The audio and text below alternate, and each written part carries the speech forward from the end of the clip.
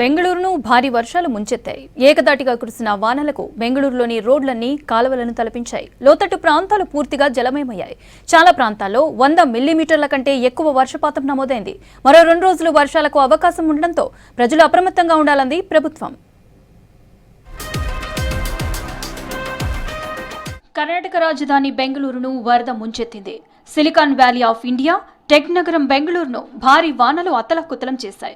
ఆదివారం రాత్రి నుంచి సోమవారం తెల్లవారుజాము వరకు ఏకదాటిగా దాదాపు 6 గంటలకు పైగా వర్షం పడింది. దీంతో సిటీలోని అనేక ప్రాంతాలు నీట మునిగాయి. లోతట్టు ప్రాంతాలు పూర్తిగా జలమయమయ్యాయి. అనేక ప్రాంతాల్లో ఇళ్లలోకి వర్షపు నీరు చేరింది. ప్రధాన రహదారులన్నీ కాలువలను తలపించాయి. బెంగళూరులోని వైట్ఫీల్డ్ ఇండస్ట్రియల్ ఏరియాలోని సెమీ కండక్టర్ సంస్థ సమీపంలో గోడకూలి 32 ఏళ్ల మహిళ మరణించింది. భారీ వర్షాల కారణంగా రోడ్లు, అండర్ పాస్లు జలమయమయ్యాయి.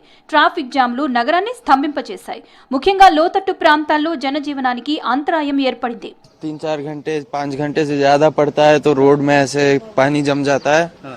और हमारे अपार्टमेंट में तो बेसमेंट है, बेसमेंट में सब गाड़ी अटके हुए हैं, कोई भी गाड़ी नहीं निकाल पा रहा है। और सब पॉपुलेशन का तो ट्रांसपोर्टेशन ही एकदम बंद हो जाता है। इतने घर भी इधर पे ही है और हमारी ऑफिस है सर, ये हम लोग यहीं पे काम करते हैं।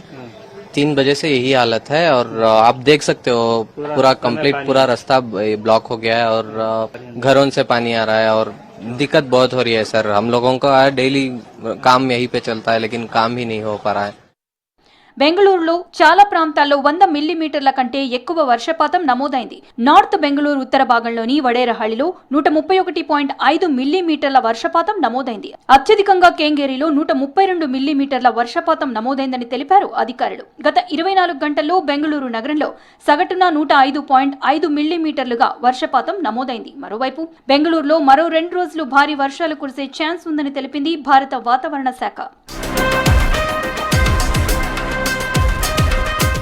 బృహత్ బెంగళూరు మహానగర పాలికలో వర్షం, వరద పరిస్థితులపై రివ్యూ నిర్వహించారు CM Siddaramaiah, deputy CM DK Shivakumar. BBMP పరిధిలో ముంపు ప్రాంతాల ప్రజలను వెంటనే సురక్షిత ప్రాంతాలకు తరలించాలని అధికారులను ఆదేశించారు సీఎం సిద్ధరామయ్య. అలాగే రోడ్లపై కూలిపోయిన చెట్లను యుద్ధ ప్రాతిపదికన తొలగించాలని సూచించారు.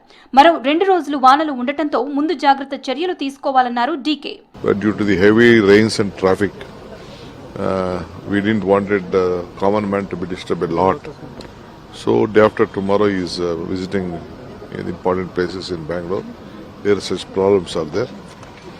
1, 2, 3 important places there. Still we have to take a hard decisions. We are taking. They should know at that time in their tenure what they did.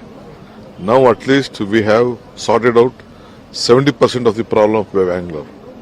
I am not telling everything is sorted out. Though Bangalore is not a planned city, but still we have to do our job. We will do our job.